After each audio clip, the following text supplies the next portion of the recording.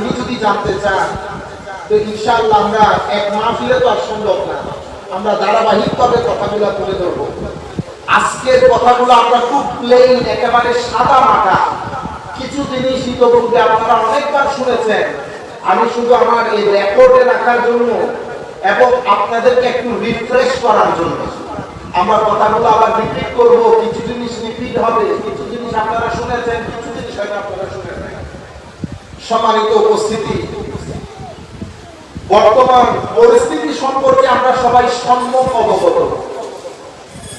এই পরিস্থিতির মধ্যে আমাদের তরুণ প্রজন্ম, আমরা যারা খুব বেশি ফেসবুক ফলো করি এবং ফেসবুক আমরা সবাই দেখি, দিনের বেশিরভাগ সময় আমরা ফেসবুকের মধ্যে থাকি। আমরা বিশ্বাস করি আর না করি, আমাদের ছেলেরা তো নামাজ পড়ুক আর না পড়ুক, কোরআন শরীফ পড়ুক আর না পড়ুক, ভাত খাক আর না খাক, মানে পারি না যে ফেসবুক তুলে মাথার উপরে ঢেলে দিই। এবং দিন কায়েম হয়ে যাচ্ছে ফেসবুকের মধ্যে। বাংলাদেশের বাজেট ঘোষণা হচ্ছে ফেসবুকের মধ্যে। মনে হয়েছিল ফেসবুক কিছুই হয় না। আপনারা বুঝতে পেরেছেন, একটা ফ্রাস্ট্রেশন তৈরি হয়েছে এবং তরুণ প্রজন্ম কনফিউজ। আমরা ধর্মীয় অঙ্গনে এক একজন এক এক ধাঁচের কথা বলছি, একই প্ল্যাটফর্মের লোক, কিন্তু বক্তব্য ভিন্ন ভিন্ন। কোন সময় একজনের সাথে একজনের বক্তব্য একেবারে অমিল, কোন সময় কিছু মিল কিছু অমিল। সবকিছু মিলে তরুণ প্রজন্মকে এত বেশি ফ্রাস্ট্রেটেড করেছে। তরুণ প্রজন্ম কতটুকু ফ্রাস্ট্রেটেড হয়েছে আমরা জানি না, কিন্তু আমরা মনে হয় তরুণ প্রজন্মের চেয়ে বেশি ফ্রাস্ট্রেটেড হয়েছে। কেন? আমি গতকালকে সোহাদায়ে কারবালার বিভিন্ন মাহফিল যেগুলো বাংলাদেশে হয়েছে, চট্টগ্রামে হয়েছে, আমি একটু একটু করে দেখছিলাম তার বক্তব্যের বিষয় কি। সোহাদায়ে কারবালার মাহফিল, আলে বাইতে রাসূলের শানে মাহফিল, আমার মনে হয় 80% বক্তব্য হয়েছে যেটার সাথে সোহাদায়ে কারবালা আলে বাইতে রাসূলের কোনো সম্পর্ক নাই। আমরা আজমতে সাহাবায়ে কেরামের আজমত সম্পর্কে বক্তব্য দিয়েছি। সাহাবায়ে কেরামের আজমত সেটা আমাদের ঈমানের অংশ, কিন্তু আমি যখন সোমবারের কথা বলবো আমি সোমবারের ফজিলত বলবো, রোববারের কথা বললে রোববারের ফজিলত, শুক্রবারের দিন দাঁড়ালে শুক্রবারের ফজিলত। সোমবারের সাথে শুক্রবারের কোনো কন্ট্রাডিকশন নাই। কিন্তু আমরা এত ফ্রাস্ট্রেটেড হয়ে গেছি, আমরা আলে বাইতে রাসূলের এত ফজিলত, তরুণ প্রজন্ম বিভ্রান্ত হচ্ছে। বাংলাদেশে অনেক লোক, অনেক মসজিদ, ঢাকার মধ্যে প্রায় 95% মসজিদের মধ্যে আলে বাইতে রাসূল ডিসকাস হয় না। মুহররম শরীফের মধ্যে আমরা হিজরি সন জরুর উদযাপন করি, ডিসকাস করি, কিন্তু আমরা আলে বাইতে রাসূল, মুহররম, কারবালা এগুলোকে পাশ কাটিয়ে যায়। ঢাকা শহরের প্রায় 95% মসজিদের মধ্যে সেই হাওয়া আমাদের গায়ে লেগেছে। চট্টগ্রামের জমিয়তুল ফালাহ জাতীয় মসজিদ প্রাঙ্গণে 10 দিন ব্যাপী যে সোহাদায়ে কারবালার মাহফিল হয়, এটা কারা করে বলে? শিয়ারা করে। জালালউদ্দিন আল কাদেরী যদি সুন্নি না হয় তো বাংলার জমিনে সুন্নি কে? আলহাজ সুফি মোহাম্মদ মিজানুর রহমান যদি সুন্নি না হয় তো সুন্নি কে? আপনারা বুঝতে পেরেছেন? কিন্তু তরুণ প্রজন্মের মাইন্ডসেট আমি 4 লাইন 5 লাইনে কিছু ফেসবুকে পোস্ট দেখেছি। কি সোহাদায়ে কারবালা ওনারা পরামর্শ দিচ্ছে। ভাই, পরামর্শ দিতে একান্তই দিতে হয়, ফেসবুকে দিতে হবে কেন? আমরা কি সরাসরি বসতে পারি না? ফেসবুকে পোস্ট যখন দিচ্ছেন, আমাদের এখানে যতগুলো ছেলে বসেছে সব ছেলের মন মানসিকতা মেধা কি এক ধরনের? কিছু উপরে, কিছু মাঝখানে, কিছু একেবারে নিচে। আপনি যখন তাআলা তৌফিক দান করলে প্রপাগান্ডার উপর আমাদের আলাদা একেবারে টপিক আল্লাহ যদি তৌফিক দান করেন সেটা ধারাবাহিকভাবে আসবে। তাইলে আপনারা বুঝবেন কোন কোন জায়গায় কোন কোন সমস্যা আছে, আমরা প্রত্যেকটা বিষয় আলোচনা করব যদি আল্লাহ তৌফিক দান করেন এবং হায়াত দান করেন। সম্মানিত উপস্থিতি, যখন আমি এই মাহফিল সম্পর্কে একটা হাফ সত্য অথবা একেবারে অসত্য কথা বলবো, সেটা মিনিমাম 15% ছেলের মাইন্ডসেটকে ড্যামেজ করবে অথবা ডিস্টার্ব করবে, কনফিউজড হয়ে যাবে তারা। আপনারা বুঝতে পেরেছেন? এটা একটা কমন জিনিস। আপনি তাদের মাইন্ডসেট হচ্ছে ব্ল্যাক এন্ড হোয়াইট। এখানে বলতে যদি আপনি এই মাহফিল সম্পর্কে একটু নেগেটিভ কথা বলেন, 15 থেকে 20 ভাগ ছেলে তাদের মাইন্ডসেট ডিস্টার্ব হয়ে তারা মাহফিলে আসা বন্ধ করে দেবে। এখন শুহাদায়ে কারবালা আমি আপনাদেরকে দাওয়াতও দিচ্ছি। শুহাদায়ে কারবালার মাহফিল হুজুর আল্লামা জালালউদ্দিন আল কাদের রাহমাতুল্লাহ আলাইহি কর্তৃক প্রতিষ্ঠিত। বাংলাদেশ, ইন্ডিয়া, পাকিস্তানের হেন কোনো বড় আলেম নাই যারা এই মাহফিলে বক্তব্য রাখেন নাই এবং এখনো পর্যন্ত রাখছেন না। শুহাদায়ে কারবালার মাহফিল এটা আমাদের অহংকারের জায়গা, আমাদের অহংকারের জায়গা। এই মাহফিলে কখনো শিয়াইজম প্রচারিত হয় নাই, কিয়ামত পর্যন্ত হবে না। কেন? এটার উপর বুজুর্গানে দ্বীনের হাত আছে। এটার মধ্যে বুজুর্গানে দ্বীন এসে তাকরীর করে গেছে। এটা বাইরের লোক যদি বলে সত্য হয়, নিজের ভাই যদি এই কথা বলে এগুলো ভালো লাগার মতো। আমি আপনাদেরকে বিনয়ের সাথে বলছি, দয়া করে আমরা আরেকটু হুঁশ করি, আমরা আরেকটু সচেতন হই। ফেসবুককে আমরা আমাদের ছেলেদেরকে ডিস্টার্ব করার কারণ না বানাই। সম্মানিত উপস্থিতি, আমরা এই ধরনের অনুষ্ঠান আয়োজনের পিছনে কারণ কি? আমাদের ঢাকা কেন্দ্রিক যারা ভাই ব্রাদার আছেন, মসজিদ যারা বন্ধ রাখেন, আমাদের একটা মৌলিক কথা হচ্ছে যে মুহররম এটা আলোচনার প্রয়োজন কি?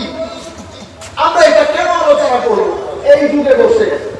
আমাদের যারা মুরব্বিয়ানে কেরাম শুনতেছেন ওনারা বলবেন হুজুর এগুলা বলেন কি? আল্লাহর রাসূলের কথা বলবেন, ওখানে কি আমার কারো কোনো পারমিশনের দরকার আছে? আমাদের মুরব্বিয়ানে কেরাম এগুলো কখনো শুনেনও নাই। এমন এমন প্রশ্ন ছেলেদেরকে করা হয়। গত পরশু একটা ছেলে আমার কাছে প্রশ্ন পাঠাইছে, হুজুর মুহররম শরীফ আলোচনা করা কেন জরুরি?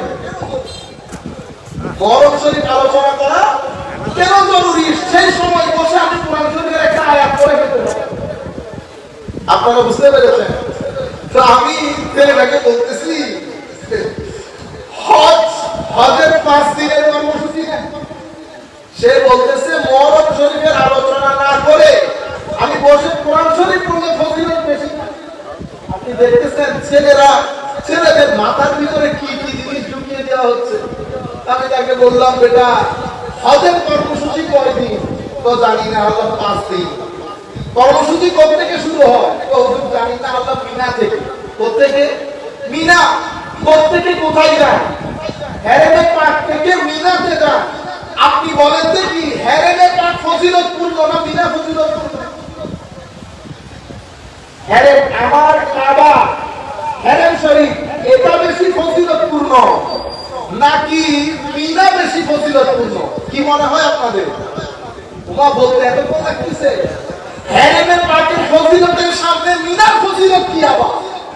যেখানে আল্লাহর ঘর কুল কায়নাত দিয়ে যেই ঘরের আশেপাশে তাওয়াফ করে লব্বাইক আল্লাহুম্মা লব্বাইক করে, যেই ঘরে 1 রাকাত নামাজ পড়লে লাখো রাকাতের সওয়াব দিয়ে থেকে, সেই ঘরের ফজিলত, সেই মসজিদের ফজিলত না হলে কি মিনার একটা মাঠের ফজিলত হবে? কোনটা বেশি ফজিলতপূর্ণ? হেরেমে পাক।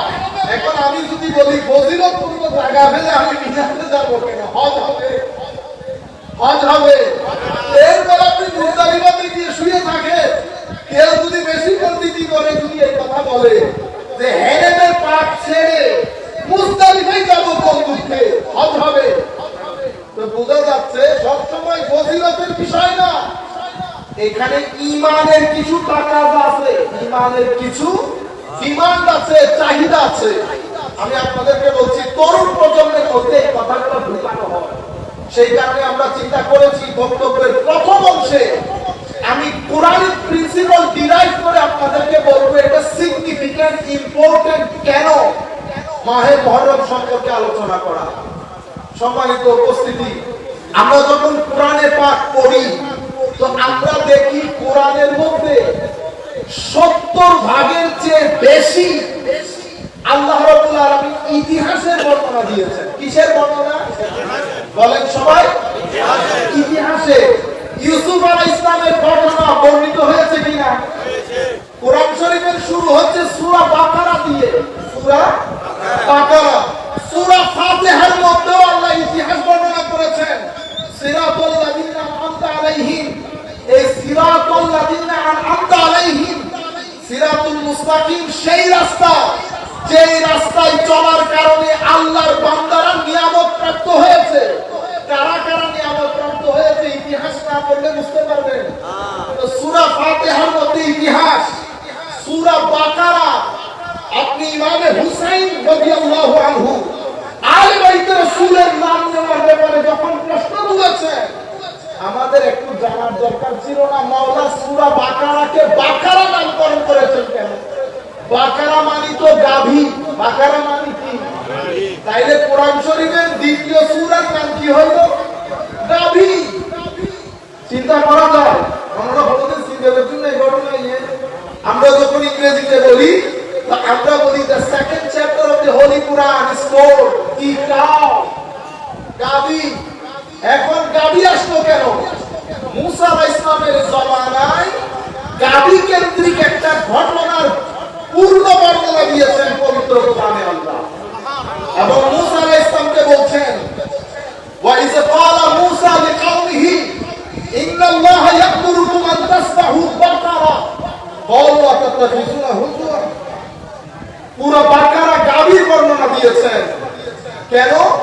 সেখানে আল্লাহ রাব্বুল আলামিন আল্লাহর তাওহীদ এবং আল্লাহর একজন জলিলুল কদর পয়গম্বরের শান মান প্রতিষ্ঠা করার জন্য এই গাভীর ঘটনার গোড়াপত্তন করেন। সেই কারণে কোরআনের দ্বিতীয় সূরার নাম সূরা বাকারা হয়। মুসা আলাইহিস সালামের গাভীর ঘটনা কোরআন শরীফে বর্ণিত হয়েছে। এভাবে হযরতে সূরা কাহাফ, কাহাফ মানে কি? গুহা। তাইলে কোরআন শরীফের সূরার নাম কি হলো? গুহা। চ্যাপ্টার অফ কেভ, গুহা। সেই গুহার মধ্যে কিছু ছেলে গিয়ে, কিছু যুবক গিয়ে ঘুমিয়েছে। এই ঘটনা ঘটেছে। সাথে একটা কুকুর ছিল। আপনারা বুঝতে পেরেছেন? কুকুরটা এভাবে শুয়েছে, এত বছর ঘুমিয়েছে, এরপরে উঠেছে। ঘটনা বর্ণিত হয়েছে কিনা? তাইলে কাহাফের ঘটনা কোরআনে বর্ণিত হয়েছে। হযরতে মুসা আলাইহিস সালামের জামানার গাভীর কথা কোরআনে বর্ণিত হয়েছে। হযরত ইয়াহইয়া আলাইহিস সালামের ইতিহাস, জাকারিয়া আলাইহিস সালাম যখন হযরতে মরিয়ম আলাইহিস সালামের দরবারে কিছু ফুল দেখেছে, বলেন নাই মরিয়ম আন্না রাখা, এই ফ্রুট তুমি কোথায় পাইলা? এটা তো এখানকার বর্তমানে সিজনাল ফ্রুট না। তখন উনি বলেছেন এটা আল্লাহ পাকের বিশেষ মেহেরবানি। কোরআন শরীফ বলছে হুনালিকা দাআ জাকারিয়া রাব্বা, ওই জায়গায় দাঁড়িয়ে হযরতে জাকারিয়া আল্লাহর দরবারে প্রার্থনা করলেন। আল্লাহ সব জায়গা থেকে শুনেন না? উনি ইচ্ছে করলে ঘরে ফেরত এসে দোয়া করতে পারতেন না? কিন্তু উনি ওখানে দোয়া করেছেন কেন? এটা হচ্ছে জায়গার তাসির। এই কারণে এটা জায়গার ফজিলত এবং জায়গাকে ওসিলা করা হয়েছে। আল্লাহর ওলিদেরকে আমরা আল্লাহর ওলির দরবারে গিয়ে প্রার্থনা করি না? আমার ভাইয়েরা বলে না যে ওখানে কেন? আল্লাহ যেখান থেকে সেখান থেকে শুনে নেন। আমরাও বলতেছি জাকারিয়া আলাইহিস সালাম তো নবী, উনি ইচ্ছে করলে ঘর থেকে তো করতে পারতেন। কিন্তু হুনালিকা দাআ জাকারিয়া রাব্বাহু ক্বালা রাব্বি হাবলি মিন লাদুনকা যুররিয়াতান তাইয়্যিবা, আল্লাহ আমাকে একটা পবিত্র সন্তান দান করেন। দোয়া করেছেন ওই মরিয়ম আলাইহিস সালামের ওই মাকাম থেকে। আমাদের বক্তব্য এটা না, আমি শুধু ইনডাইরেক্টলি আপনাদেরকে একটু বোঝানোর জন্য এখানেও ঘটনা বর্ণিত হয়েছে। হযরত ইউসুফ আলাইহিস সালাম কূপে পড়া থেকে শুরু করে মিশরের অর্থমন্ত্রী হওয়ার পর পর্যন্ত পুরা ঘটনা বর্ণিত হয় নাই। এতগুলো ঘটনা বনী ইসরাইল সংক্রান্ত মুসা আলাইহিস সালামের জাতি আল্লাহ রাব্বুল আলামিন জায়গায় জায়গায় মুসা আলাইহিস সালামের ঘটনা বর্ণনা করেছেন। তাহলে আমরা মূল নীতি কি পেলাম? মূল নীতি পাইলাম পূর্বের ঘটনা বর্ণনা করে শিক্ষা হাসিল করা, সেটা আল্লাহর সুন্নাত, সেটা আল্লাহ, এটা হচ্ছে মূলনীতি। উসুল বের করলাম, মূলনীতি ডিরাইভ করলাম। আমার ভাইরা যারা যেখান থেকে বসে আমাদেরকে দেখছেন, আমরা কোনো কারো বিরুদ্ধে কোনো কিছু বলা এটা আমাদের মুখ্য উদ্দেশ্য না। আমার কথা হচ্ছে আপনি আপনারটা তো বলেছেন, আমারটা একটু চিন্তা করে দেখবেন। আপনি আমার কথার সাথে ডিসএগ্রি করেন, দ্বিমত করেন, ফেলে দেন, যেমন চাই করেন, কিন্তু একবার বালিশে মাথা রেখে আপনি আমার এই কথাগুলো একবার চিন্তা করে দেখবেন, আমার এই কথাগুলো যায় কিনা। আমরা কোরআন থেকে মূলনীতি গ্রহণ করলাম যে ঘটনা বর্ণনা করে সেই ঘটনা থেকে শিক্ষা হাসিল করার তাগাদা দেওয়া, এটা আমার আল্লাহর সুন্নাত। তো মুহররম শরীফ এটা আল্লাহর সৃষ্টি জগতের মধ্যে নিরালা একটা ঘটনা। আকাশ কখনো এই ধরনের ঘটনা দেখে নাই, রুয়ে জমিনের মধ্যে কখনো এই ধরনের ঘটনা ঘটে নাই, চাঁদ তারা গ্রহ নক্ষত্র পুঞ্জি কখনো এরকম বর্বরচিত হত্যাকাণ্ড দেখে নাই। সেই ধরনের একটা ঘটনা মুহররম শরীফের মধ্যে ঘটেছে। আমার নবীর কলিজার টুকরা নাতি ইমামে হুসাইনের সাথে রাদিয়াল্লাহু তাআলা আনহু। আজকে আমরা আলাইহিস সালাম বলতে ভয় পাই। ইমাম বুখারী কিন্তু ভয় পান না, ইমাম তিরমিজি ভয় পায় নাই। আমাদের ভাইয়েরা বড় বড় চোখ করে তাকায়। ইমাম বুখারী কিছুদিন আগে ছাত্রদেরকে আমরা পড়াচ্ছিলাম, কথা চক্রের মধ্যে ইমাম রাজির তাফসীরে কবির এসেছে। সেই তাফসীরে কবিরের মধ্যে ওনারা কোন ছাত্র না, উলামায়ে কেরাম বিভিন্ন মাদ্রাসায় পড়া সিনিয়র ছাত্র, সবাইকে বলছি দেখো তো ইমাম রাজি কি বলেছে। আলে বাইত রাসূলের নাম আসার পরে আলাইহিস সালাম বলেছে, আলাইহিস সালাম। ইমাম বুখারী বলেছে হযরতে ফাতিমাতুস জাহরা রাদিয়াল্লাহু তাআলা আনহা, যাকে আমার নবী নিজের বিদআ বলেছেন, বাদা বলেছেন, মুদগা বলেছেন, সাজানা বলেছেন, আমার ফাতেমা আমার কলিজার টুকরা। সুবহানাল্লাহ। যারা আমার ফাতেমাকে কষ্ট দেয় তারা আমাকে কষ্ট দেয়।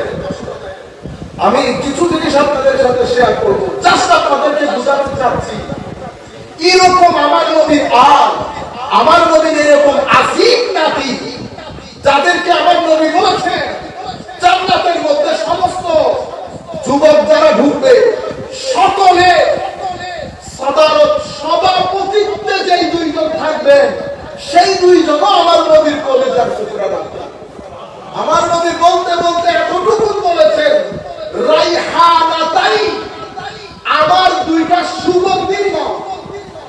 আমার নবী সাল্লাল্লাহু আলাইহি ওয়াসাল্লাম, আপনারা দেখেছেন আপনাদের এলাকায় কোন স্ট্যাটাস পূর্ণ মানুষ, এখানে যারা বলেছেন তারা অনেক সম্মানিত, কাউকে দেখেছেন নিজেদের নাতিকে কাঁধে করে রাস্তায় ঘুরতে?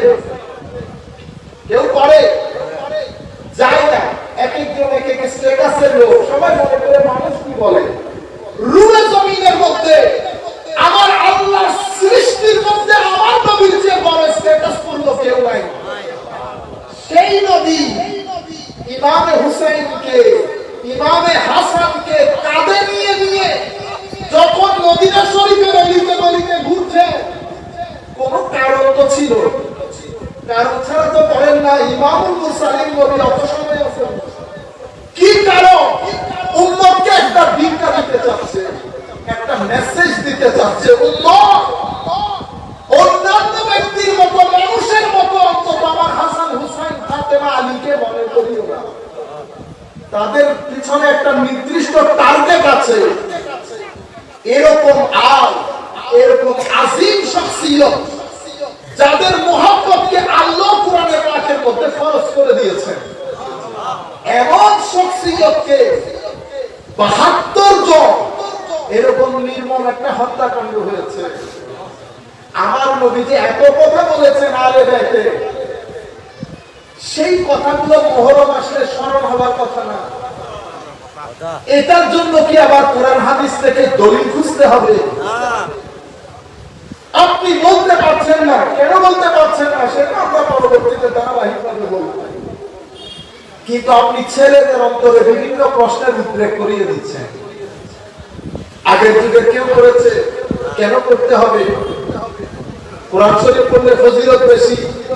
এখন আমরা আপনাদেরকে এতক্ষণ পর্যন্ত এই কথাগুলো বলার পেছনে মূল কারণ, এই ঘটনাটা ঘটেছে কোরআনের ওহী বন্ধ হয়ে যাওয়ার পরে। তো কোরআন তো নির্দিষ্ট একটা সময়ের জন্য আসে নাই, কোরআন কিয়ামত পর্যন্ত থাকবে। কোরআনের যে প্রিন্সিপাল অবতীর্ণের প্রেক্ষাপট সেটা নির্দিষ্ট ঘটনাকে কেন্দ্র করে, কিন্তু কোরআনের আয়াত সেই নির্দিষ্ট ঘটনার মধ্যে আপনি সীমাবদ্ধ রাখতে পারবেন না।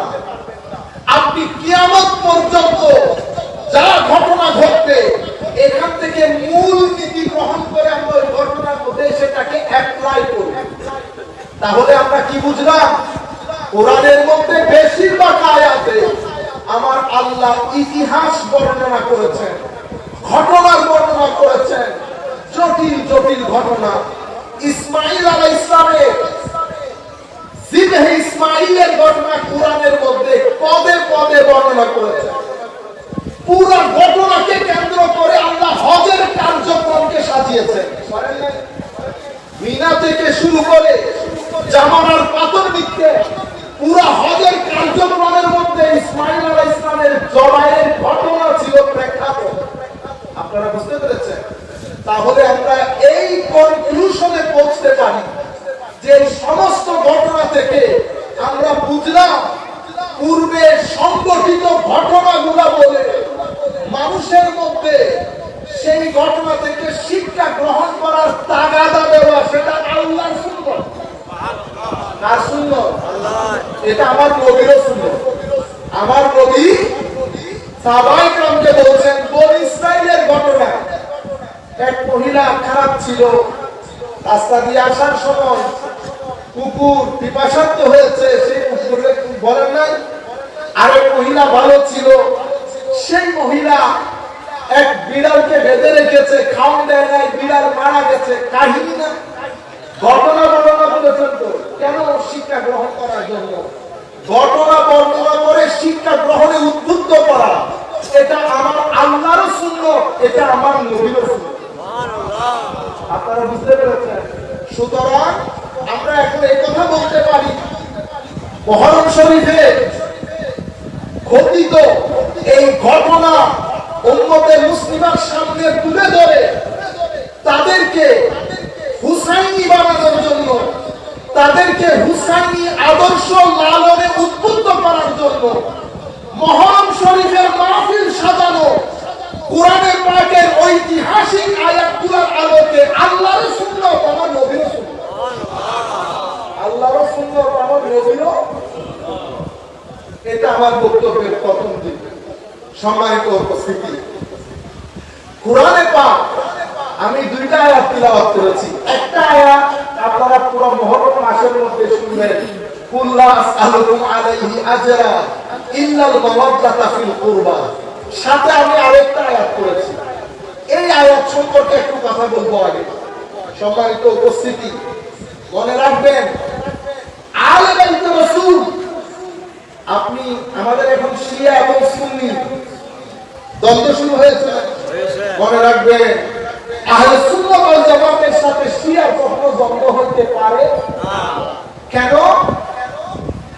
কারণ আহলে সুন্নাত ওয়াল জামাতের ভোট হচ্ছে 90টা। কয়টা? 90। শিয়া ভোট হচ্ছে 3টা। তো 3টা ভোট 90টা ভোটের সাথে যাবে? যায়? হ্যাঁ, মাঝে মধ্যে মধ্যে একটু উতাল পাতাল হবে, কিন্তু আহলে সুন্নাত ওয়াল জামাতের মাথার উপর আমার আল্লাহর রহমতের হাত আছে, আমার নবীর ইসমতের ফয়ুজাত আছে, আকাবিরিন উম্মতে নেক নজর আছে, আল্লাহর ওলিদের বিশেষ নজরে করম আছে। আহলে সুন্নাত ওয়াল জামাত কখনো এরকম করবে? আমি করব, আপনি করবেন, কিন্তু আহলে সুন্নাত ওয়াল জামাত এটা এভাবে থাকবে, থেকেছে, থাকছে। সুতরাং যেখানে সেখানে আপনি যদি ধরেন, আপনি এক ব্যক্তিকে বলতেছেন এটা শিয়া, আপনি জানেন শিয়া কেমনে হয়, শিয়া কাকে বলে, কি কি আকীদা পোষণ হওয়ার কারণে এক ব্যক্তি শিয়া হয়, তরুণ প্রজন্ম জানেও না এই বিষয়গুলো। আপনারা মনে করছেন দুই চারটা ফেসবুকের মধ্যে কি করছেন বাংলার মানুষ, বাংলাদেশে 75% পপুলেশন জানেও না এখানে কি ঘটনা ঘটছে। আপনি এই মাইন্ডসেট গুলোকে ডিস্টার্ব করার কোনো কারণ নাই। আমি আপনাদেরকে বলছি, আলে বাইতে রাসূলের মহব্বত এটা আপনার ঈমান, এটা আপনার কি ঈমান, সেটা আপনি বিশ্বাস করলে, বিশ্বাস না করলে, বিশ্বাস করলে ঈমানের লাভ, না করলে ঈমানের ক্ষতি। কিন্তু আমি আপনাদেরকে বলতে চাচ্ছি, আলে বাইতে রাসূলের মহব্বত, তাদের প্রতি সম্মান, তাদের জন্য দিল নরম করা, সেটার সাথে সম্পর্ক উম্মতের ঈমানে, উম্মতের ঈমানে। তরুণ প্রজন্মকে এটা মাথায় রাখতে হবে। আমাদের তরুণ প্রজন্মকে বোঝানো হচ্ছে লা ইলাহা ইল্লাল্লাহ মুহাম্মাদুর রাসূলুল্লাহ সাল্লাল্লাহু আলাইহি ওয়াসাল্লাম, আমানতু বিল্লাহি ওয়া মালাইকাতিহি ওয়া কুতুবিহি, সব আপন জায়গায় ঠিক। কোরআনে পাকের মধ্যে আমার আল্লাহ একটা শব্দ ব্যবহার করেছেন, হিজবুল্লাহ। কি ব্যবহার করেছেন? হিজবুল্লাহ। এটা বললে এখন আরেক জায়গায় পুলিশও মাইন করবে। কেন? এই রাজনৈতিক কারণে শব্দগুলো খেয়াল করবেন, যারা বুঝার তারা বুঝবেন। রাজনৈতিক কারণে এই শব্দগুলো ব্যবহার করে শব্দগুলোর স্বকীয়তা নষ্ট করে ফেলেছে। বর্তমানে আদা সমস্যা মূল কারণ রাজনীতি, আকীদা নয়, আকীদা নয়। আপনারা যারা ফিরকার ইতিহাস পড়েন না, তাদেরকে বিনয়ের সাথে অনুরোধ করব, ফিরকার ইতিহাস পড়েন। দুই চারটা বাংলা বই থেকে না, ফিরকার আলাদা গ্রন্থ আছে। ইমাম শাহসানি লিখেছেন আল মিলাল ওয়ান নিহাল, ইমাম আব্দুল কাহের বাগদাদি লিখেছে আল ফারকু বাইনাল ফিরাক। এগুলা হচ্ছে ফিরকার বুখারী মুসলিম, ফিরকার জগতের বুখারী মুসলিম। আমরা যখন ফিরকা নিয়ে কথা বলবো, আমরা যেন আমাদের যে ইনফরমেশন সেটাকে পারফেক্ট রাখি, নতুবা এই ইনফরমেশনের দুনিয়ার মধ্যে আমরা টিকবো না যদি আমরা যেখান সেখান থেকে কথা বলি। এমন কথা বলবো যে দুনিয়া উল্টে যাবে, কথা নড়চড় হবে না। কথা এইভাবে বলবেন, কথা এইভাবে বলবো, কথা এইভাবে বলা দরকার। দুই চারটা বাংলা বই থেকে না, আমরা চাইবো এই কথাগুলো যখন আসবে যেন পারফেক্টলি আসে, কথা যেটা সেটা যেন আসে। সম্মানিত উপস্থিতি, আলে বাইতে রাসূল এটা আমাদের ঈমানের অংশ, কিন্তু তরুণ প্রজন্মকে বোঝানো হচ্ছে বাস লা ইলাহা ইল্লাল্লাহ পড়েছেন হয়ে গেছে। আমার যদি আপনি নামাজ দোয়া পড়েন, আমার আল্লাহ কোরআনের পাকের মধ্যে হিজবুল্লাহ ব্যবহার করেছেন। আমি বলছি খারিজি ফিরকা, এটা আকীদার ফিরকা ছিল না, এটা রাজনৈতিক ফিরকা ছিল। শিয়া ফিরকা আকীদার ফিরকা ছিল না, উত্তম হয়েছে রাজনৈতিক ফিরকা হিসেবে। আপনারা বুঝতে পেরেছেন? ইসলামের মধ্যে যত দল উপদল হয়েছে, আপনি যদি মূল কারণগুলো খোঁজেন তো উলামায়ে কেরাম তিনটা কারণ মেনশন করেছেন। একটা হচ্ছে, প্রথমত দুইটা, একটা দাখিলি আর একটা খারেজি। দাখিলি মানে হচ্ছে ঘরের ভিতরের সমস্যা, খারেজি মানে বাইরের সমস্যা, বহির্বিশ্ব এবং নিজের ঘর। দাখিলি সমস্যা কি কি? রাজনীতি। কি জিনিস? রাজনীতি। আমিও চেয়ার চাই, আপনিও চেয়ার চান, আপনি চান আপনার দল, আমি চাই আমার দল। এখন ব্যবহার করবো কি? কেন ধর্ম? এটাকে যারা পলিটিক্যাল সায়েন্স পড়ে তারা বুঝবেন, এটাকে আমরা মেকিয়াভেলি পলিটিক্স বলি। ধর্মকে রাজনীতির জন্য ব্যবহার করা। আপনি এখন ব্যবহার করছেন, কাজ করছেন রাজনীতির জন্য। আবেগ দেখাচ্ছেন ধর্মের, আবেগ দেখাচ্ছেন ধর্মের। এই কারণে মুসলমানদের যে ফিরকা, সেটা একটা ফ্যাক্টর হচ্ছে ভিতরে, একটা ফ্যাক্টর বাইরে, একটা ফ্যাক্টর কারণ বাইরে। ভিতরের কারণ হচ্ছে রাজনীতি, নাম্বার 1। দ্বিতীয় হচ্ছে তাসাদ্দুদ। তাসাদ্দুদ মানে এক্সট্রিম, অর্থাৎ আপনি ভিতর থেকে উগ্র হওয়া। কারণ আমরা যারা মানুষ, আমাদের মন মানসিকতা 2-3 ধরনের হয়। কিছু মানুষ আছে আমরা ইজি করি, কিছু মানুষ আছে আমরা উগ্র। মানুষ বাদে আমরা আলেমের কাছে যাই। আমাদের উলামায়ে কেরামের ফতোয়া 3 ধরনের হয়, যার যার মননের উপর। প্রথম ধরনের ফতোয়া, এটাকে বলে মুতাসাদ্দিদিন। আলেম বড় তাসাদ্দুদ, বহুত বড়, বুঝতে পেরেছেন? আরেক ধরনের আলেমকে বলে মুতাসাহিলিন, একদম নরম, ইজি গোয়িং, সবাইকে অ্যাকোমোডেট করে। আসেন, সোহবতে থাকতে থাকতে ঠিক হয়ে যাবেন, সোহবতে থাকতে থাকতে ঠিক হয়ে যাবেন। আরেকজন বলে, আরেক প্রথম জন যিনি উগ্র, উগ্র বলতে মেজাজের মধ্যে উগ্র বলবো না, আলেমদের মেজাজের মধ্যে শিদ্দত। ওনারা বলতেছেন সোহবত দরকার নাই, একটু বাইরে বাইরে যান। মুতাসাহিলিন দরজা খুলে দেয়, ঢুক ভিতরে, সোহবত দিয়ে দিয়ে ঠিক করে দেয়। আরেক ধরনের ফতোয়াকে বলে মুতাদিলিন, মানে এই আলেমগুলা অনেক বেশি কঠিন মেজাজেরও না, একেবারে সহজও না, মধ্যমপন্থী। কি বলছি? মধ্যমপন্থী। তো আমাদের এখানে মেজাজ 3 ধরনের হয়। কিছু মানুষ মেজাজের দিক থেকে কড়া, কিছু মানুষ মেজাজের দিক থেকে সহজ, কিছু মানুষ মেজাজের দিক থেকে মধ্যমপন্থী।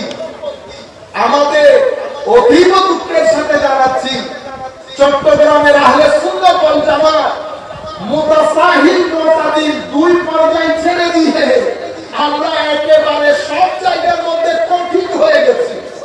আমি যা বুঝি, আমি যাকে মানি, এটা ছাড়া এবং যাকে মানি তিনি ছাড়া আর কেউ শুনি, সেটা যদি আল্লামা জালালউদ্দিন আল কাদেরী হয় তো উনিও শুনি না। আমি আপনাকে রাইটও বলতেছি না, রংও বলতেছি না, আমি আপনার মেন্টালিটি বলতেছি। এটাকে বলে মুতাসাদ্দিদিন। আরেকদম মুতাসাহিলিন, ওনারা সুবত দিয়ে কাজ করতে চায়। দরজা খুলে দেন, ঢুকতে দেন, বসতে দেন, কথা শুনতে দেন। আরেকদল মুতাদিলিন, মধ্যম পন্থা অবলম্বন করে, তাসাদ্দুদের দিকেও যায় না, আর ওখানে তাসাহুলের দিকেও যায় না, মধ্যম পন্থা অবলম্বন করে। তো মানুষের মধ্যে কিছু গোড়ামি আছে, সেই গোড়ামির সাথে যখন মূর্খতা, না জানা একসাথে মিক্স হয়ে যায়, এটা এমন খারাপ, নষ্ট, দুর্গন্ধযুক্ত ফালুদা হয়, সেটা মুসলিম উম্মতের মাইন্ডসেটকে শুধু ফ্রাস্ট্রেটেড করবে। মুসলিম উম্মতের মাইন্ডসেটের মধ্যে ধর্মের প্রতি তাদের আবেগ বাড়াতে পারবে না, বরং মুসলিম উম্মতের মাইন্ডসেটকে ড্যামেজ করে দেবে। তাহলে আপনারা কি পাইলেন? ফেরকার ইতিহাস, ফেরকার উদ্ভব হওয়ার পেছনে 2টা কারণ হয়েছে, একটা ঘরে, একটা বাইরে। ঘরের কারণ রাজনীতি, ঘরের কারণ মেজাজের রুক্ষতা, শুষ্কতা এবং মূর্খতা। এই 2টা একসাথে হয়ে আমাদের এখানে বিভিন্ন ফেরকার উদ্ভব হয়েছে। বাইরের ঘটনা কোনটা? মুনাফিকি, তারা মুনাফিকি। আর এই যুগের মধ্যে যারা বাইরে থেকে আমাদের এখানে টাকা পাঠায়, বিভিন্ন ধরনের সাহায্য সহযোগিতা করে, এনজিওর নাম দিয়ে, যে কোনো একটা নাম দিয়ে। এটা হচ্ছে বহিঃশক্তি। এই দুইটা জিনিস মুসলিম উম্মার ফেরকা হওয়ার পেছনে মূল ভূমিকা পালন করেছে। আরেকটা বড় দুর্ঘটনা কি, মুসলিম উম্মাকে বোঝানো হয় মুসলমানরা শতভাগ বিভক্ত। কিছুদিন আগে আমি বাইরের দেশে ছিলাম, এক ভদ্রলোক বলতেছে মুসলমানরা বলে ডিভাইডেড, মানে অনেক দলে বিভক্ত। আল্লাহ আপনাদের কথা বললো যে মুসলমানরা অনেক দলে বিভক্ত, তো কেন? এটা তো সবাই জানে। আল্লাহ এটাকে প্রপাগান্ডা বলে। কি বলে? প্রপাগান্ডা।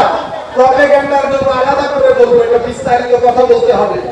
শুধু এতটুকু বলি, তরুণ প্রজন্মকে বোঝানো হয়েছে মুসলমানরা, মুসলমানদের আলেমরা এক একজন এক এক কথা বলে, কেউ কারো কথা শুনে না। ঘটনা কি আসলে সেরকম?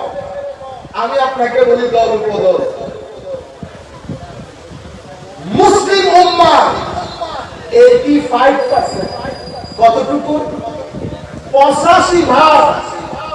এটা কমতে কমতে যদি 80-র মধ্যেও আসে, মুসলিম উম্মতের 80% মানুষ আকীদার ক্ষেত্রে আহলে সুন্নাত ওয়াল জামাত।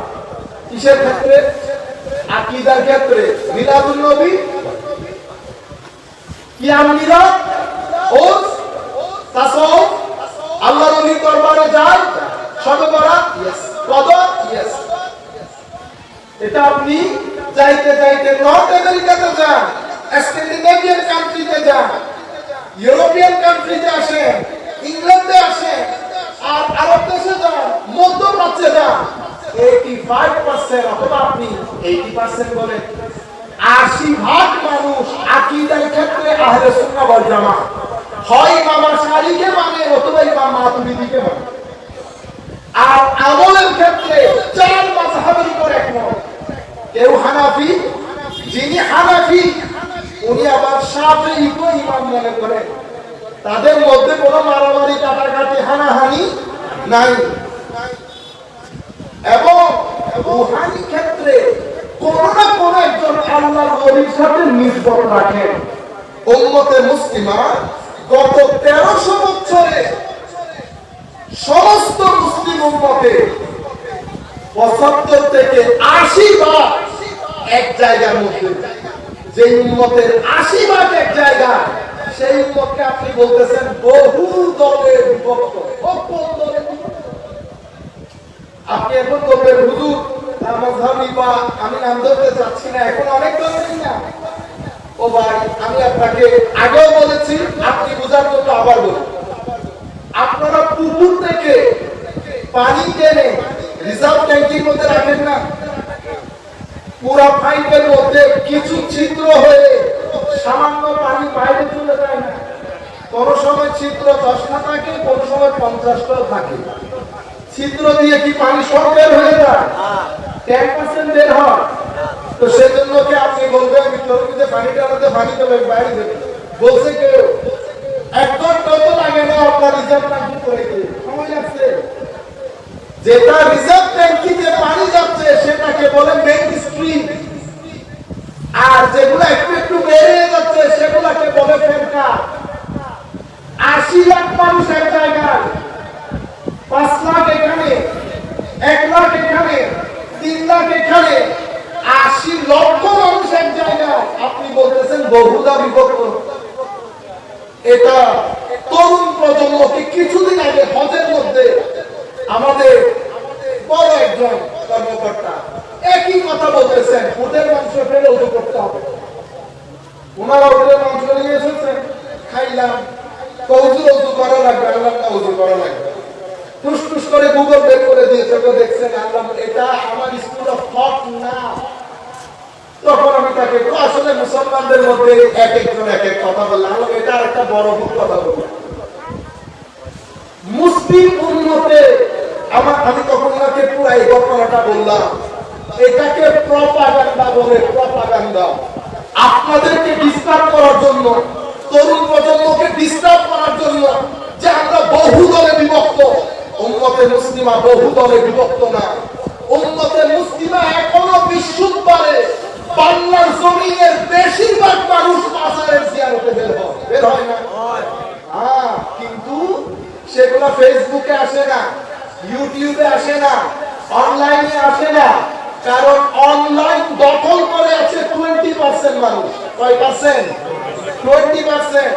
এই 20% মানুষের কারণে আপনি মনে করছেন 80% মানুষ ওই কাজগুলো করছে। ঘটনা সেরকম না। হ্যাঁ, বাংলা জমিনে বিশ্ব ইজতেমার মতো বড় আয়োজন হয়। আপনি বিশ্ব ইজতেমা টিভিতে দেখেছেন বিদায় বড় আয়োজন বলছেন। আমি বলছি বিশ্ব ইজতেমার চেয়ে বেশি মানুষ বাংলার জমিনে আল্লাহর এক ওলির উরুসের মধ্যে হয়। আল্লাহর এক ওলি ও মালয়েশিয়া হুজুর কুতুব দিয়াই শুয়ে আছে। আধা বিশ্ব ইজতেমা তো কুতুব দিয়া জমিনে হয়। আমাকে এক ভদ্রলোক বলছেন, অনেক বড় মানুষ, হুজুর যদি ওলি আল্লাহদের দুনিয়া হয় তো এই জমিনে বিশ্ব ইজতেমা এত বড় ইজতেমা কেমনে হয়? আল্লাহ, এটা তো আমরা প্রপাগান্ডার শিকার। দুর্ভাগ্য আমাদের, আমরা জানি না, বুঝি না।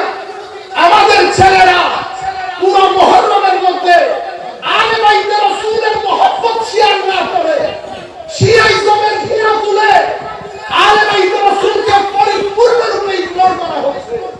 এটাকে প্রপাগান্ডা বলে। জাতির সামনে যেন এটা উঠে আসে যে আলে বাইতে রাসূলের নাম নেওয়া বেশি দরকার নাই, এটা শিয়াইজমের দিকে নিয়ে যাবে মানুষ। আপনারা বুঝতে পেরেছেন? একই প্রপাগান্ডার মাধ্যমে উর্স নিয়ে অমুক গাড়ির মধ্যে, অমুক মাজারের মধ্যে উর্স লাভ, ওই গরু লাভ দিছে, মহিষ লাভ দিছে, দুইটা ঘটনা পুরো ফেসবুকের মধ্যে ছড়িয়ে দেওয়া হয়েছে। আমাদের ছেলেরা, কারণ তরবিয়ত নাই, জানিও না, ট্রেনিং নাই, লেখাপড়া নাই, আমরা না বুঝি আগা, না বুঝি মাথা, এই ঘটনাগুলো আমরা ফেসবুকে প্রচার করে দেই। যিনি এই ঘটনাগুলো পুরা চতুর্দিকে ছড়িয়ে দেন, যারা ছড়িয়ে দেন, আপনারা দেখবেন প্রত্যেক আইডি লক করা। কি করা? Lock ID. যখন দেখবেন আমার বিরুদ্ধে প্রপাগান্ডা চলে, 100, 150, 200 আইডি একসাথে কাজ করে, লক করা। প্রত্যেক আইডির মধ্যে আলা হযরতের বাজারের ছবি সাজানো। আপনি মনে করেন আলা হযরত প্রেমিকদের কাজটা করতেছে, ঘটনা সেখানে আমার প্রপাগান্ডা চালানো হচ্ছে। আপনাকে আপনার ঘরে বসিয়ে রাখার জন্য দুইটা ঘটনা মার্কেটে এসেছে। প্রত্যেক ছেলে যার যার আইডি থেকে বন্ধ ধোঁয়া তুলে আপনারা এই ঘটনাগুলো শেয়ার করেছেন। এই ঘটনাগুলোর মধ্যে আল্লাহর ওলিদের লাখো মানুষের মানুষ ভুলে গেছে, মানুষের নজরেও পড়ে নাই, কেউ আপনাদেরকে জিজ্ঞাসা করে। আমি যদি এই সমস্ত উৎসের মধ্যে না যেতাম, আমি যদি খুলনার নওদা দরবারে না যেতাম, খান বাহাদুর আহসানুল্লাহ রহমাতুল্লাহ আলাইহির দরবারে, আমি তো বুঝতে পারতাম না হুজুর সুন্নিয়তের জন্য প্রায় 150 বেশি কিতাব, বই, এটা আমাদের বইয়ের মতো বই না, সেগুলা নিয়ে মাস্টার্সে পড়ানো যাবে, পিএইচডি ডিগ্রি করানো যাবে, এমন এমন কিতাব সব আহসানুল্লাহ হুজুর খান বাহাদুর আহসানুল্লাহ রহমাতুল্লাহ আলাইহি পড়ে গেছেন। 15 থেকে 16 লাখ মানুষ যার উৎসের মধ্যে জমায়েত হয়, সেখানে আরেকটা দুনিয়া সাজে। বাকি এনায়েতপুরের উরুস, মাইজবান্ডার দরবারের উরুস আমরা সবাই জানি। আপনি চিন্তা করে দেখেন, আমাদের সবাই একসাথে করতে হবে না? এখানে এক একটা উরুসের মধ্যে ইজতেমার চেয়ে বেশি রোগীর দুনিয়া হয়, কিন্তু সেই কথাগুলো আমরা মানুষের কাছে পৌঁছাইতে পারি নাই। As a result of this, ঘটনা কি ঘটেছে? পুরুষ করলেই মাজার পূজাই। মনে রাখবেন, আমাদেরকে, আপনাদেরকে যারাই মাজার পূজারি করবে, আব্দুল ওহাব নজদি আদর্শে যারা ধারণ করেন, যাদেরকে আমরা ওহাবি মতবাদের লোক বলি, তারা বাদে আপনাকে কেউ মাজার পূজারি বলবে না। আমি ওই ঘটনার দিকে না যাই, শুধু আপনাদেরকে বিষয়গুলো বোঝানোর জন্য। আপনি যখন আমরা মৌলিক বক্তব্যগুলো তুলে ধরবো, ছেলেরা যেন বুঝতে পারে শিয়াইজম কি, শিয়া কাকে বলে, শিয়ার আকীদা কি, উদ্ভব কিভাবে হয়েছে, আমরা বলবো আপনাদের ইনশাআল্লাহ। এগুলা না বলে আপনারা মাহফিলে ঘরের চৌহদ্দির ভিতরে হুজুরকে শিয়া বলবেন, আমাদের ভাইদেরকে শিয়া বলবেন। কেন? হুজুর আলী বাইতুর রাসূলের নাম নিছে। শিয়া যখন বলবে অটোমেটিক্যালি এখানে একটা ফ্রাস্ট্রেশন তৈরি হবে, তৈরি হয়ে এখানে একজন আরেকজনের মুখ দেখাদেখি বন্ধ হয়ে জিনিসটা মারামারির পর্যায়ে চলে যাবে। আপনারা বুঝতে পেরেছেন? এক ব্যক্তির সাথে আপনার যায় না, ইগনোর করেন, কিন্তু আপনি যখন গালি দিয়ে কথা বলবেন, আপনি যখন মেজবানদারি বলে এটাকে অন্যভাবে নিয়ে যাবেন, সম্বোধন করবেন, হাতে আপনার যেমন বল, মুখে আপনার যেমন শক্তি, যাকে বলতেছেন তার নাই আছে কিনা? আছে। সে যদি তারটাও ইউজ করে কি হবে? বলে মারামারি হবে। মারামারি হলে লাভটা আপনার কোনো ক্ষতি নাই, লাভ বাইরের মানুষের, ক্ষতি আহলে সুন্নাত ওয়াল জামাতে। মানুষ বলবে সুন্নিরও এখন উগ্রবাদীদের মতো মারামারি করে। আমাদের উলামায়ে কেরাম এটা চিন্তা করা দরকার। তাহেরুল কাদেরী শাইখুল ইসলাম, আপনি মানলেও কোনো কিছু যায় আসে না, না মানলেও কোনো কিছু যায় আসে না। আপনি কয়জন আলেমের নাম জানেন? আমাদের তরুণ প্রজন্ম বাকিল্লাহির নাম শুনেছেন? ইমাম বাকিল্লাহি, ইমাম ইবনে ফৌরদ, ইমাম আসফারাই, ইমাম বাজদাবি, এগুলো আমাদের বড় বড় ইমাম। নাম শুনেছেন? শুনি নাই, প্রয়োজনও নাই। আমি সবার সাথে একমত হব এমন কোন কথাও নাই। দ্বিমত হলে আমি বলে দেব এই কারণে দ্বিমত। কিন্তু আপনি যখন কাদেরীকে পাদ্রী বলবেন, কাদেরীকে পাদ্রী বলবেন, কাকে বলতেছেন জানেন? Europe, America, Scandinavian country, Australia সহ পৃথিবীর 102টা দেশে সম্মানে, সুনামে, দক্ষতার সাথে, দাপটের সাথে যারা ইসলামের খেদমত করে, আন্তর্জাতিক বিশ্বে যারা ইসলামকে রিপ্রেজেন্ট করে, বিবিসি, সিএনএন এর সাংবাদিকের চোখে চোখ রেখে যারা শানে মুস্তাফা তুলে ধরে, ইসলামের পিসফুল ডাইমেনশনকে তুলে ধরে, আন্তর্জাতিক বিশ্ব যাদেরকে স্কলার মনে করে, আপনি তাদেরকে যখন পাদ্রী বলবেন, সেই কথার জবাব দিতে মুখে শব্দ আছে, হাতে বল আছে, এবং মানুষ বাংলার জমিনে ঘুরছে, যেই শব্দে আপনি ব্যবহার করছেন সেই শব্দ তার চেয়েও খতরনাক শব্দ ব্যবহার করে জবাব দেওয়ার মতো লোক আপনার ডানে বামে আছে। সেও যদি জবাব দেওয়া শুরু করে, আপনার বদনাম হবে না, তারও বদনাম হবে না। ঘুরে ফিরে ওই আহলে সুন্নাত ওয়াল জামাতের গায়ে লাগবে। সুন্নিয়ত গরীব থেকে গরীব তর হবে। মানুষ সুন্নিয়তকে ভুল বুঝবে।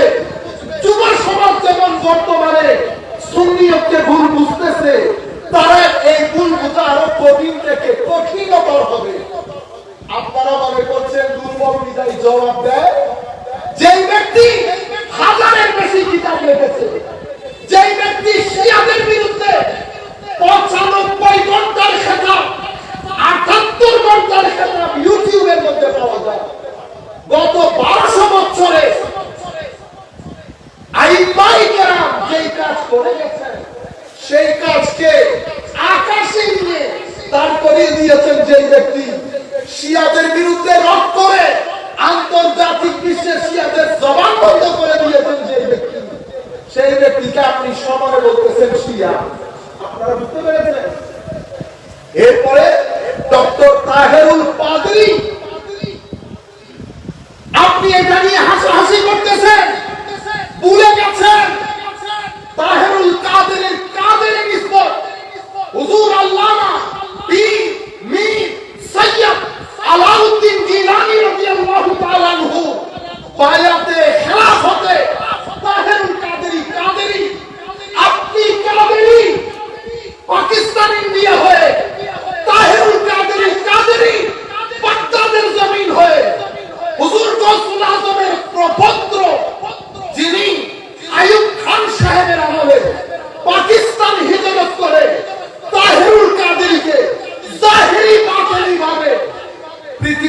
অন্যতম আলেমে দ্বীনে পরিণত করেছেন, সেই কাদের নিসবতের লোক। আমাদের তো লজ্জা হওয়া দরকার, কিন্তু লজ্জা হয় না। কাদেরীকে পাদরি বলি, তরুণ প্রজন্মে ডান বুঝে না, বাম বুঝে না, তারা পর্যন্ত বিয়াদবির বাজার গরম করেছে। আপনি যেমন এখানে বিয়াদবির বাজার গরম করেছেন, লা মাযহাবী ভাইয়েরা ইমামে আজমের শায়ও বিয়াদবির বাজার গরম করেছে। বলি না ইমামে আজম হাদিস জানে না। কে বলতেছে জানে? যে ব্যক্তি কুকন কুকন ডাক পারি মুখস্থ পারে, যে ব্যক্তি কুকন কুকন ডাক পারি মুখস্থ পারে না, সেই আমার ইমামের বিরুদ্ধে কলম ধরে। আর ইমামে আজম তো ইমামে আজম, উম্মত তো যেতে যেতে এতটুকু পর্যন্ত চলে গেছে, ইয়াজিদ এখন রহমতুল্লাহ আলাইহি হয়েছে, লানাতুল্লাহি আলাইহি। উম্মত এতটুকু পর্যন্ত বিয়াদবি করছে। কিছুদিন আগের কথা, ব্রাহ্মণবাড়িয়ার এক ভদ্রলোক আমাকে ফোন করে বলছে, আপনি ইয়াজিদকে কেমনে দোষারোপ করবেন? ইয়াজিদ একজন কাদেরী। চিন্তা করতে পারবেন, চিন্তা করতে পারবেন উম্মত কোথায় গিয়ে দাঁড়িয়েছে। আমি বললাম তাদি যখন একটা কাজ করে, হুজুর আপনি আপনার ছেলের নাম ইয়াজিদ রাখেন, আমি আমার ভাতিজার নাম রেখেছি হাসানাইন, ইমামে হাসান ইমামে হুসাইন, পরে ফল ও আহুতি বললে বলতে দুনো আয়োজন। হ্যাঁ হাসানাইন, আল্লাহ আমি তো সাহস করে রেখেছি কিয়ামতের ময়দানে হামাল থাকুক না থাকুক অন্তত এতটুকু বলতে পারবো হুজুর মহব্বত করতে। হুজুর মহব্বত করতে, মহব্বত না করলে ছেলের নাম রাখতে হবে। আল্লাহ আমি যখন মহব্বত করে হাসানাইন রেখেছি, আপনিও মহব্বত করে ইয়াজিদ রাখেন রেখেছি। এই দুঃসাহস আপনি করতে পারবেন না।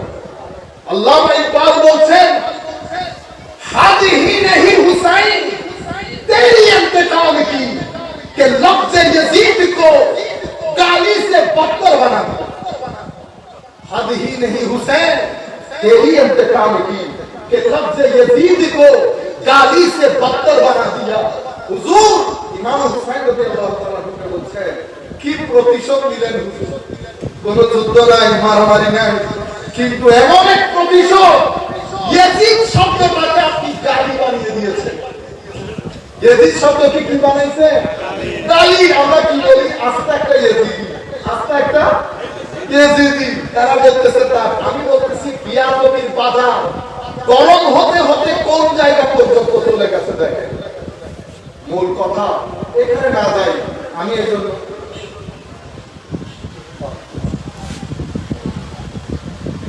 আল্লাহুম্মা সাল্লি আলা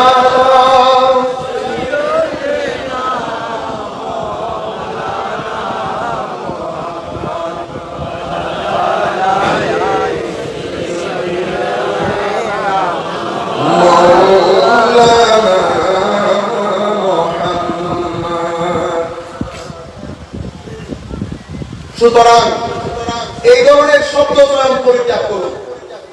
জাতির জন্য মঙ্গলজনক, সুন্নিয়তের জন্য মঙ্গলজনক। এই ধরনের শব্দ প্রয়োগ বন্ধ করবেন। ছেলেদেরকে বলছি আল্লাহর ওয়াস্তে, ফেসবুকের মধ্যে আপনার ভালো না লাগে কমেন্ট করতে যায় না।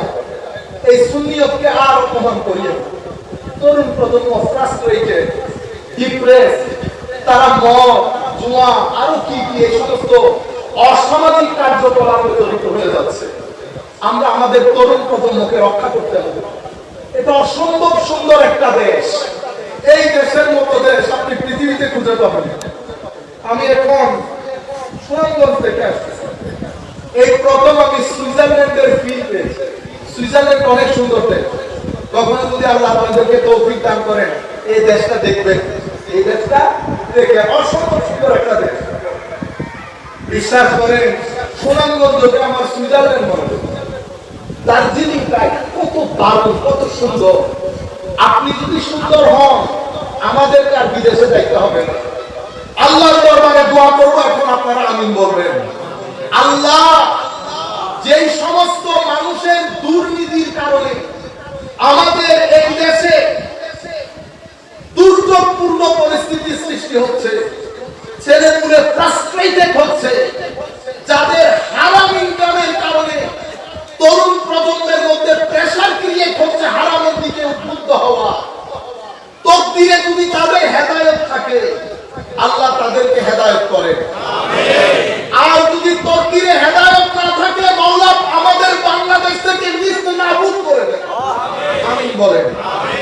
আল্লাহ যেন এই সমস্ত মানুষদেরকে হয় হেদায়েত করেন, নতুবা যদি হেদায়েত তকদিরে না থাকে ধ্বংস করে দেন। এই সমস্ত মানুষগুলোর কারণে আমাদের ছেলেরা ইংল্যান্ড আমেরিকাতে চলে যেতে চায়। ইংল্যান্ড আমেরিকাতে যখন যাবে হয়তো টাকা বেশি আসবে, কিন্তু পারিবারিকভাবে ঠকে যাবে। পারিবারিকভাবে ঠকে যাবে। শেষ বয়স 50-60 যখন হবে তখন হয়তো আপনার ব্যাংকের মধ্যে $1,00,000 থাকবে, ঘরের মধ্যে BMW মার্সিডিজ থাকবে, কিন্তু ঘরের ভিতরে পারিবারিক শান্তি থাকবে না। কেন? কারণ সেই দেশগুলোর মানসিক স্বাস্থ্য ভালো না। আমাদের দেশের শারীরিক স্বাস্থ্য ভালো না, মানসিক স্বাস্থ্য তাদের চেয়ে অনেক ভালো। এখন ছেলেদের, তরুণ প্রজন্মের আমাদের সহযোগিতা দরকার। আমরা সেগুলা না করে প্রত্যেক দিন তরুণ প্রজন্মকে ফ্রাস্ট্রেটেড করছি। কিছু মানুষ, আপনারা কোন আলেম নন, কিন্তু ওই ফেসবুকের মধ্যে পোস্ট করে তরুণ প্রজন্মকে কাউকে উস্কে দেয়। কারণ আমাদের এখানে খুব সাধারণ ছেলে পেলে, তারা জানেও না। একজন আমাকে বলতেছে, হুজুর, আমি বললাম নামাজ পড়বেন না? তো হুজুর নামাজ তো পড়ি, আবার ছেড়ে গেলে হুজুর দেখবেন। কে দেখবেন? কেন আমার হুজুর দেখবেন না? এটা যদি দেখা দেখি বিষয় হয়তো, তো আমার নবী তো সাহাবায়ে কেরামকে নিয়ে যুদ্ধের ময়দানে নামাজ পড়তেন। যুদ্ধের ময়দানে নামাজ তরক করেন নাই যেই নবী, তরক করতে দেন নাই যেই সমস্ত সাহাবায়ে কেরামকে, সেই সাহাবীর অনুসারী নবীর উম্মত। আমরা বলতেছি হুজুর বেড়া পার করে দিবেন। এই জায়গার মধ্যে এসে থেকেছি সাধারণ মানুষ। কেউ একজন বুঝাই দিছে প্রত্যেক পীরের কিছু প্রমোটর থাকে না, হুজুরদেরও কিছু প্রমোটর থাকে না, দাওয়াতের প্রমোটের প্রমোটর বুঝাই দিছে। আমি আপনাদেরকে বলবো, আপনারা দয়া করে ফেসবুক ইউজ করতে সাবধান। আর যারা 4-5 লাইনের ফেসবুক পোস্ট দিয়ে সুন্নিয়তকে ফ্রাস্ট্রেটেড করছে, তাদেরকে বলবো আরেকটু সতর্ক হন। আপনাদের এক পোস্টে কোনো কিছু যায় আসবে না, কিন্তু সুন্নিয়ত ড্যামেজ হবে। আল্লাহ রাব্বুল আলামিন আমাদের হামি ও নাসির হোক। বলতে যেটা চাচ্ছিলাম, আলে বাইত রাসূলের প্রেম, সেটার সাথে আমার তরুণ প্রজন্মের ঈমান জড়িত। সেই কারণে কোরআনে পাকের মধ্যে আল্লাহ আয়াত নাযিল করেছেন, কুল্লা আসআলুকুম আলাইহি আজরা ইল্লাল মাওয়াদ্দাতা ফিল কুরবা। এটা তো আপনারা আয়াতের অর্থ আমাকে ভালো জানার কথা, ঠিক না? এখন এই আয়াতের উপর, এই আয়াতের ব্যাখ্যায় একটা বর্ণনার উপর উলামায়ে কেরাম একমত পোষণ করেছেন। সেটা কি? যখন জিজ্ঞেস করা হয়েছে আমার নবীকে, ইয়া রাসূলুল্লাহ, মান কারাবাতুকা হাউলা আল্লাযীনা ওয়াজাবাত মাওয়াদ্দাতুহুম, হুজুর আপনার ওই কারাবত, ওই নিকটাত্মীয়, ওনারা কারা যাদের মহব্বত আমাদের জন্য ওয়াজিব? ইয়া রাসূলুল্লাহ, এরা কারা? তখন আমার নবী সাল্লাল্লাহু আলাইহি ওয়াসাল্লাম উত্তর দিলেন, আলীউন ওয়া ফাতিমা ওয়া ওয়ালাদাহা। হযরত আলী কাররামাল্লাহু ওয়াজহাহুল কারীম, হযরত ফাতিমা আলাইহিস সালাম, ইমামে হাসান রাদিয়াল্লাহু আনহু, ইমামে হুসাইন রাদিয়াল্লাহু তাআলা আনহু, এই চার জনের নাম জিকির করে উল্লেখ করে আমার নবী বলেছেন, এই আয়াতের মধ্যে আরো অনেক মতামত আছে, সব মতামত আপন জায়গায় গ্রাহ্য। আমি কোন মতামতকে না করতেছি না, কিন্তু আপনাদেরকে বলছি এই আয়াতের প্রেক্ষাপটের মধ্যে যেই বর্ণনাটা বারবার এসেছে, সমস্ত মুফাসসিরিন জিকির করেছেন এই কথা যে আমার নবীকে জিজ্ঞেস করা হলে, হুজুর আপনার ওই নিকট আত্মীয় কারা যাদের প্রতি মহব্বত আমাদের জন্য ওয়াজিব? আমার নবী এই চার জনের নাম নিয়েছেন। এখন বলেন দেখি, এই চার জনের মহব্বত আমাদের জন্য ঈমান হয় নাই? আচ্ছা, আমি আরেকটা হাদিস আপনাদের সম্মুখে তুলে ধরি। এটা ইমাম তিরমিজি শরীফের মধ্যে বর্ণনা করেছেন। হাদিসের নম্বর 3789,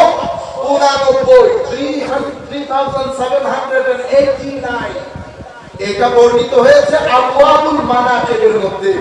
আমার নবী ইরশাদ করছেন আকিবুল্লাহ লিমা ইয়াবযুকুম মিন নিআমিহি, তোমরা আল্লাহকে মহব্বত করো কিসের কারণে?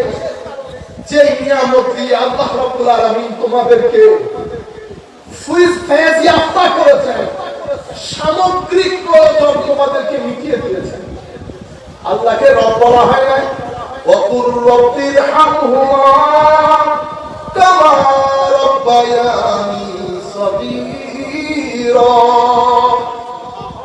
আয়াতের মধ্যে আল্লাহ রব, মা বাবা রব। সূরা ফাতিহার মধ্যে বলা হয় রব্বুল আলামিন, আল্লাহ রব। কেন? কারণ আল্লাহ আল্লাহর সৃষ্টির যাবতীয় প্রয়োজন মিটিয়ে তাদেরকে লালন পালন করে। যেই মাওলা আপনাকে লালন পালন করে, সমস্ত ছেলেদেরকে বলছে, বুকে হাত দিয়ে বলে, আমরা সেই আল্লাহকে কখনো অশ্রু ভরা চোখ দিয়ে স্মরণ করেছি কি না? স্মরণ করি না, আমরা খেয়ালও করি না। অথচ আপনি যখন একবার আল্লাহ বলে ডাক দেন, আমার আল্লাহ আপনাকে বান্দা বলে আপনার দিকে তাকিয়ে দেখে। যে আল্লাহ এত মায়া করে আপনার দুঃখে, যে আল্লাহ এত বেশি সহযোগিতা করে, সেই আল্লাহকে আমরা ভুলে গেছি। অথচ আমি আমার উস্তাদকে বলতে শুনেছি, হুজুর আল্লাহ যে আছে সেটা ফিল করবো কেন?